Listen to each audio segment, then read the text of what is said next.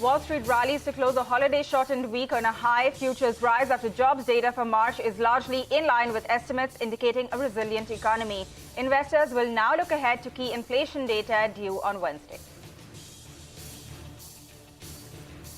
Stocks in the Asia-Pacific opened largely higher after the extended weekend. The adjusted SGX Nifty 2 indicates a positive start for the Indian market. Crude rallies for the third straight week to trade at around $85 a barrel. Prices gained over 6% last week after OPEC Plus announces surprise production cuts.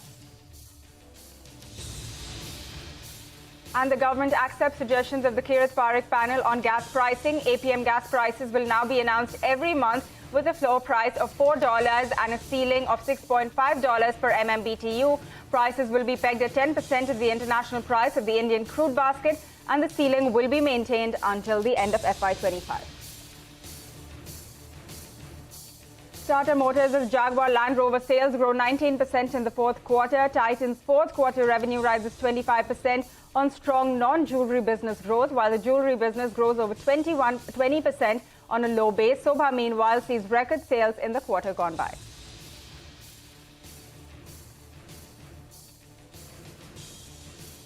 Hi guys, good morning and welcome to Power Breakfast. I'm Pavitra Parekh. Those are the top headlines that we're tracking as we come out of that extended three-day weekend. Once again, we have a week which is, going to have a holiday. So Friday is a holiday on account of Ambedkar Jayanti. So we have only 4 trading days, but this is an important week, right? We have the US inflation data which comes out on Wednesday. We have the earnings season which kickstarts. So there's really lots to track. But let's start off by talking about what all of the global markets are doing. We did get a positive close on Thursday from the US markets, and you have most of the Asian markets which are now trading in the green. No big move in many of them, but Kospi, for instance, is holding up with a 1% gain. You have Nikkei seeing around 0.4% in terms of a gain. Taiwan on your screen up 40 points. And for the rest of them, whether you look at Straits or Taiwan, they're looking quite tepid right now to start off. No big move coming through, but definitely most of them managing to hold in the green. The Hong Kong markets are shut for a holiday, so do keep that in mind. And the only Asian market which is actually showing some red right now is the Shanghai. Again, not a big cut at all, but just marginally in the red for the Shanghai. The SGX Nifty will come up for you along with the futures close that we saw. And the adjusted rate is indicating a good start for our own markets. So around 45 points higher is what we have in terms of a start for the Indian markets. That's what's happening in Asia, but let's also talk about the US now. US stock futures trade quite mixed following a positive close in Thursday's session. So the Dow Jones ended with a mild positive bias. The S&P 500 was up just marginally around 15 points in the green. And the Nasdaq composite closed around 90 points higher, boosted by a rise in Alphabet as well as Microsoft share prices. Remember, it was a short trading week for the US as well, right? Good Friday had most markets across the globe shut.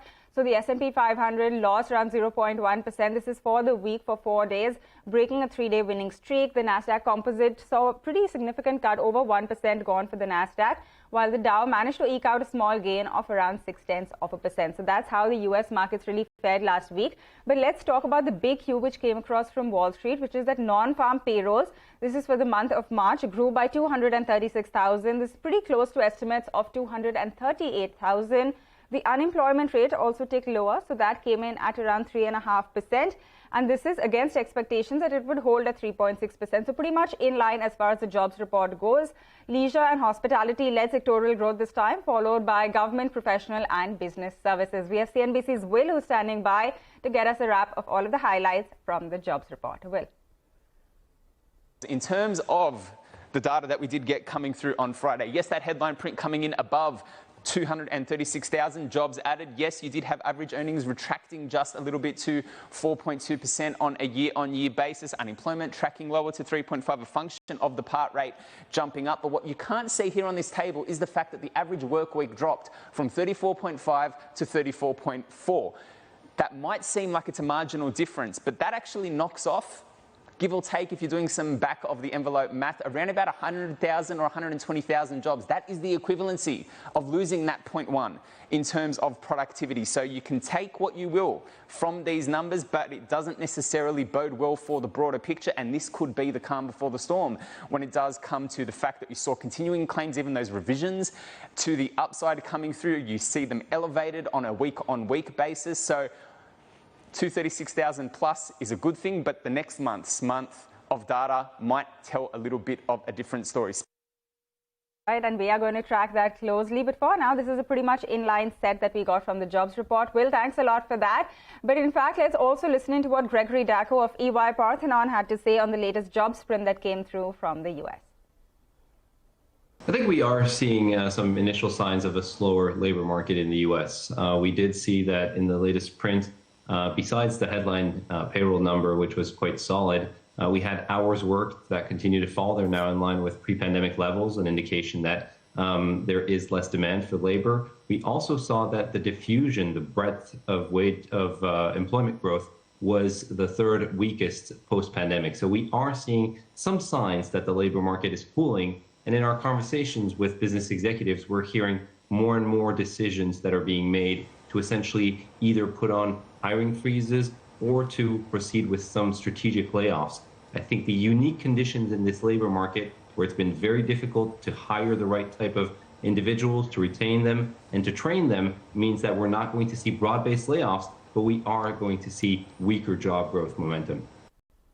All right, that is some important opinion coming in. But let's also bring you some more. This is from St. Louis Fed President James Bullard, who believes that inflation is going to be sticky going forward and that it will be difficult to get inflation back to the Fed's 2% target. Speaking to the Arkansas Bankers Association, Bullard added that the Fed will need to stick to raising rates in order to lower inflation. So that's an important comment that came through. But that's everything that we're looking at globally. Let's now talk about all of the cues that you should track from a domestic perspective, as well as all of the stocks that you should keep on your radar today. We have our research team here with the trade setup. Vivek, Mangalam, as well as Surbhi all join me now. Guys, a very good morning to all of you. And Vivek, let me come across to you first. We were just going through the global setup. Looks like the start will be positive after that extended weekend. But take us through everything we should track. Well, absolutely right. Markets most across the world are returning after at least a 3-day gap. Some markets are closed today as well. And this on account of a 4-day weekend that they're enjoying post, Good Friday as well as Easter. Now, looking at, the kind of handover that we've received from global markets, largely positive, flat to positive is how we could term it as. U.S. markets were shut on Friday. On Thursday, most U.S. markets ended mildly positively. European markets too were shut on Friday. On Thursday, again, the FTSE managed to gain over 1% in the session. Crude oil prices largely flat. Brent futures are down 0.2% on Thursday, closer to the $84.8 a barrel mark. Now, coming to the Indian markets, clearly an outlier in the last two trading weeks, a clear outperformance versus the globe. On Thursday, on account of the fact that you actually saw the RBI rate pause, a lot of rate sensitives like real estate as well as NBFCs managed to rally, and it remains to be seen whether this particular rally can be sustained. Now, some of the important cues to watch out for this particular week. Remember, this week too, as you mentioned, is a truncated week.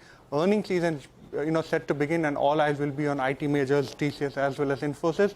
Also, HDFC will be reporting its earnings this particular week. Asian markets after the gap indicating a positive start, and SGX Nifty adjusted for Thursday's close, again indicating a mild gap of start for our own markets. All right, Vivek, thanks a lot for running us through all of those cues that we should track. But we are also coming out of 3 days of a holiday, which means that there's lots of stock-specific news which has come out. And Surbhi is here with that entire list. Hi, Surbhi. Hi, good morning. Thanks for that. So we continue to track the Q4 business updates. The first one is Titan, where the company saw a good revenue growth in their jewelry business. It was up 23% on a year-on-year basis, but this is on a lower base. The company also said that it saw strong growth in their non-jewelry segment. Next is Adani Wilmar. The company saw an overall revenue decline in high single digits. Tata Motors, their total global sales were up 8% at 3.61 lakh units. Credit Access Grameen's, their disbursals were up 24% on a year-on-year basis, and their AUM was up 27% on a year-on-year basis. Sobha, the company recorded the best ever quarterly sales in Q4 FY23, and their sales value was up 26% at 1200 odd crores. And lastly, gas companies will also be in focus as the gas pricing regime has changed and the government has accepted the suggestions of the Kigat-Parekh committee.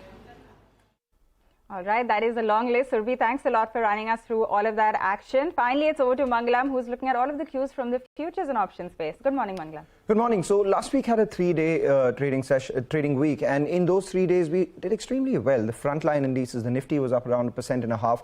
The Nifty Bank, while an underperformer, was still up 1%, and the small cap indices gained about 2.3%. So portfolios would be feeling happy. And this Monday, after a 3-day long weekend, we see a positive start. The SGX Nifty, adjusted for Thursday futures close, is actually indicating an uptick of almost 50 odd points. Importantly, the FIIs bought in cash market to the tune of 476 crores, notwithstanding a DII sell of 1,000 crores, and FIIs continued to buy in index futures as well, close to around 300 crores. And interestingly, this time around, they bought an equal number of amount in value in both the Nifty as well as the Nifty Bank, and that's more important because the Nifty Bank is likely to outperform this week. That's what data suggests. Why do I say that? Well, because there were some shorts covered on the Nifty futures and a lot of long positions added in Nifty Bank. The data confirms that the FIIs added about 2,100 long contracts and covered close to around 950 short contracts. And as a result of which, the 4 trading sessions that we've had in this series, the FII longs have jumped from 9% at the start of the series to about 18%. Remember, there's still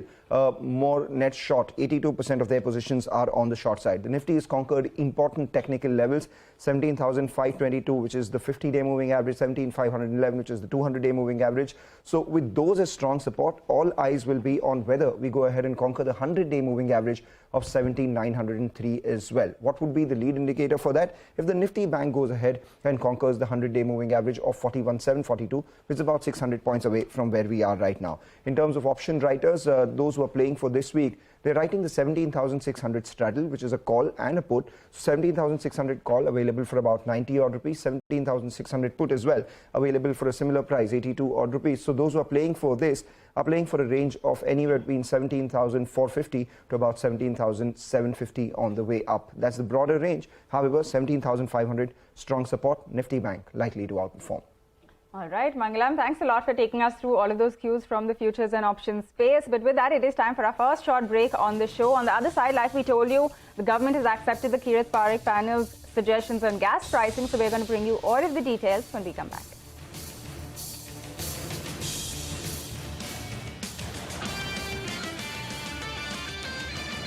Welcome back. You're still tuned into Power Breakfast here on CNBC-TV18, and the important news that came through for our own markets is that the government has accepted the Kirit Parikh panel's recommendations on gas pricing. So Sonal is here to tell us more about that. Sonal. Good morning. Well, thank you so much for that. It's a big update that has come by, and finally the government has accepted the recommendations made by the Kirit Parikh committee as far as gas pricing is concerned. Now, APM gas prices, they will be announced every month versus the 6-month period earlier. Prices will be pegged at 10% of international price of Indian crude basket versus the formula-based pricing that was decided earlier.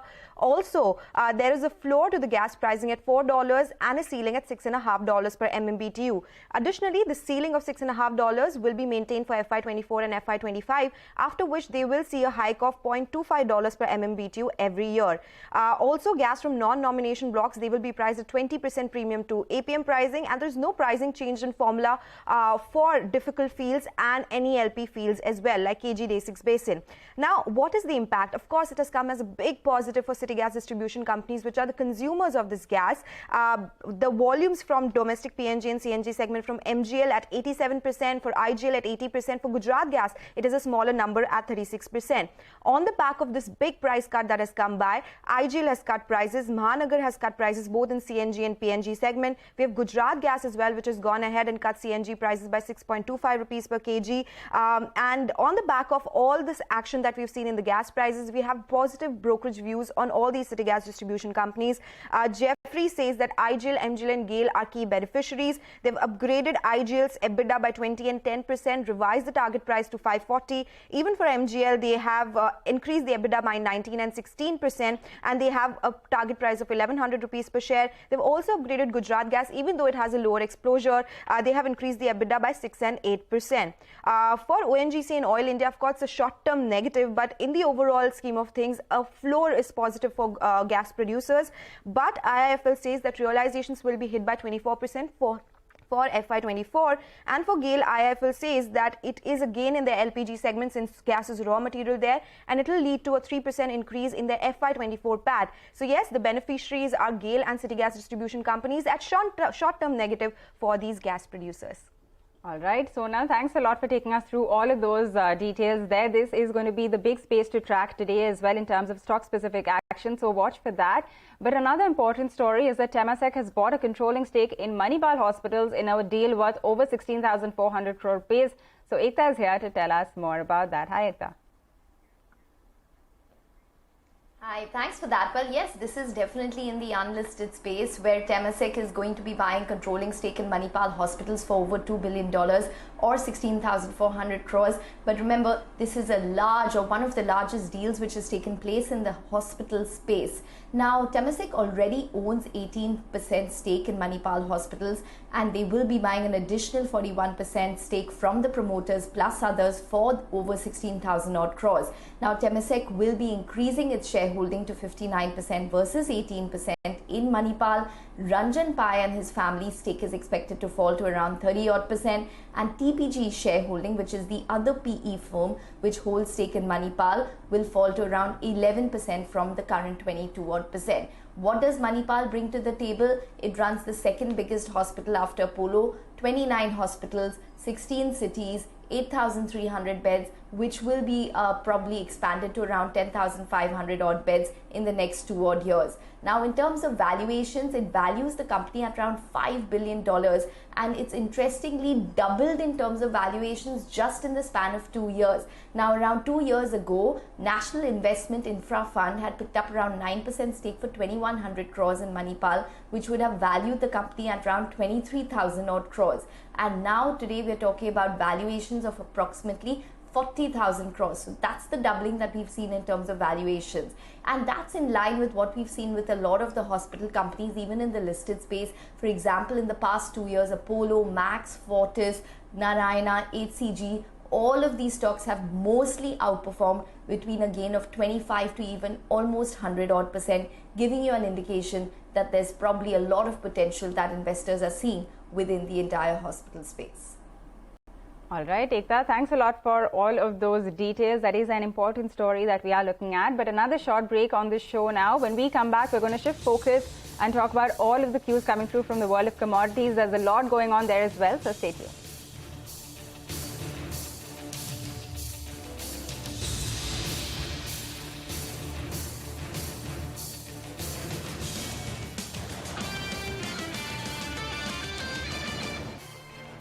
Welcome back. As promised, let's talk about the world of commodities. Now we have Manisha joining us. Manisha, take us through everything that you're tracking this morning. And we are seeing a big rise in crude prices once again for last week. Oh, well, absolutely. 3 weeks of constant gains, and we've started a fourth week on a positive note as well. Prices gained 7% in the previous week, and in the last 3 weeks, we've seen prices gain up by nearly 13%. Well, the markets are looking at positive cues as OPEC and allies output cuts will start in the month of May, and Saudi Arabia has now hike the May crude prices for its Asian and the U.S. consumers. That tells you that the demand is on the stronger side. We also have seen the natural gas prices gain up. Last week was a 5% decline, but we are trading above $2 per MMBTU for this week. Here as well, the street anticipates that the demand is going to get better as we move ahead from here. We are also looking at the metal prices trading positive. Within the sector, it is copper which continues to outperform. Remember, there are lower supplies from Peru and Chile, and the tight inventories continue to keep support in case of copper. Not so the case for the other metals, where you have zinc still trading at 5-month lows, and steel is trading at a 7-week lows, iron ore prices at 3-month lows. So while we are looking at copper continuing to outperform, the other metals still trading under pressure. That's exactly the case with the precious metals also. So gold prices off its $2,000 per ounce mark, and we've seen silver prices also come under some profit taking. All right, Manisha, thanks a lot for getting us a roundup of everything that's going on in the world of commodities. But with that, here's another important story that we're tracking from a global perspective. China's military drills near Taiwan continue for a second day as they carried out precision strikes around the island. So Taiwan's defense ministry has reported multiple individual aircraft missions, adding that they were closely monitoring the China's missile forces. These drills come on the heels of Taiwan's president's brief visit to the United States. China had previously conducted similar drills when U.S. House Speaker Nancy Pelosi visited Taiwan last year as well. We have NBC's Courtney Coop who's here with the latest. A massive show of military might off the coast of Taiwan. China deploying fighter jets and warships Saturday, sending 71 planes into Taiwan's airspace and at least 9 Chinese warships now surrounding the self-governed island of Taiwan, simulating a naval blockade. It's the start of Exercise Joint Sword, 3 days of military action that Beijing says is a serious warning. This is their way of trying to intimidate. The exercise is in response to days of high-level talks between the U.S. and Taiwan, beginning with President Tsai's meeting with House Speaker Kevin McCarthy in California. Hours later, a congressional delegation arriving here in Taipei for 3 days of engagements. It is important that all democracies stand together against tyranny and oppression. President Tsai saying Taiwan has faced continued authoritarian expansionism, making cooperation among democracies even more important. Chairman of the House Foreign Affairs Committee, Congressman Mike McCall, vowing to deliver weapons and training to Taiwan's military. We will provide training to your military, not for war, but for peace. China's response so far more muted than their actions after then-Speaker Nancy Pelosi visited last summer, when their drills included firing ballistic missiles. But the tensions between the U.S. and China higher now, this military show of force causing concern in the region and beyond. Today, Taiwan pledging to respond with a calm, rational, and serious attitude. Meanwhile, China not showing any signs of backing down. Congressman McCall stressed Taiwan needs weapons to deter and, if need be, defend against a Chinese invasion. But with about $19 billion in weapons meant for Taiwan now backlogged, many of those systems won't arrive here for years. All right, that is the latest that we are tracking on the China-Taiwan issue. We'll keep bringing you updates on this, but for now, we are going to wind down on this edition of Power Breakfast with the news that all Asian markets are in the green right now this morning. Hang Seng is shut and the SGX Nifty adjusted indicates an over 50-point uptick to start off the trading session. Thanks for tuning in. Bazaar Morning Call is up next.